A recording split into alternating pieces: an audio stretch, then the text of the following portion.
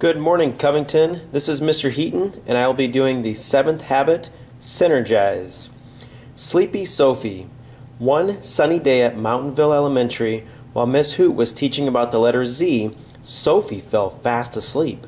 Miss Hoot walked over and gently tickled her with the feather. "Wake up, Sophie," she said. Sophie opened her eyes. She blinked, trying to remember where she was. "Didn't you get enough sleep last night?" asked Miss Hoot. "I guess not," said Sophie. She yawned. "I'll go to bed early tonight." On the way home from school, Sammy said, "Wow, sis, I can't believe you fell asleep in class today. That was so embarrassing." "I know," said Sophie, "but I'm feeling so fatigued." "Fatigued?" asked Sammy. "Tired," said Sophie. "I've been feeling very tired lately." "Duh! That's 'cause you stay up all night reading under the covers. Mom should take your flashlight away." "But reading is the spice of life," said Sophie. "I didn't know books were spicy," said Sammy. "I just thought Mexican food was." "Never mind," said Sophie, rolling her eyes. "Let's just hurry home so I can take a nap." When they got to their tree, Sophie lay down on the couch, then saw a book.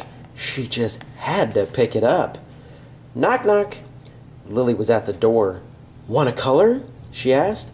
"I have some new coloring books." "No, thanks," said Sophie. "I'm exhausted. Maybe tomorrow we could color."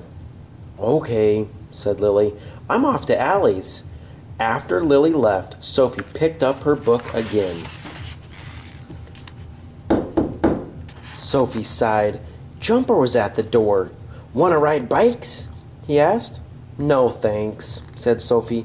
"I don't have any energy." "That's terrible," said Jumper. "You need vitamins." "I need a nap," said Sophie. "Gotcha," said Jumper. "I'll come by tomorrow and see if you've bounced back." Jumper dashed off, and Sophie picked up her book again. Pokey was at the door. "I've learned to play a new tune," he said. "Let's walk to Fish Eye Lake and you can lie down and look at the sky while I play it for you." "I don't have time for that," said Sophie. "I'm busy reading." "You can't read all the time," said Pokey. "Sometimes you just gotta listen to music and look at the clouds." "Maybe another time," said Sophie. "Okay," said Pokey. "See you around." Pokey left and Sophie picked up her books again. But before she knew it, she was fast asleep. When it was time for dinner, Sophie's mother shook her awake. "You've been asleep a long time," said Mom. She touched Sophie's forehead. "Do you feel okay?" "I'm just kind of worn out," said Sophie.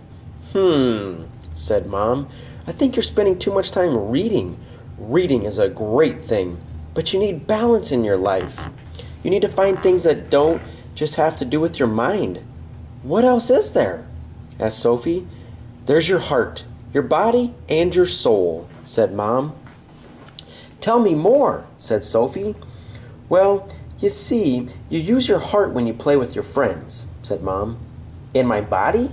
asked Sophie. "You use your body when you exercise." "And my soul?" asked Sophie. "You use your soul when you find something quiet to do that makes you feel fresh inside," said Mom. "You need to do all those things to get balance in your life." Said Sophie. "Let me think about it." The next day, Sophie decided to call Lily. "Do you still want to color?" she asked. "Sure," said Lily. "Come to my house and we can have milk and cookies in my backyard too." Sophie spent all morning at Lily's.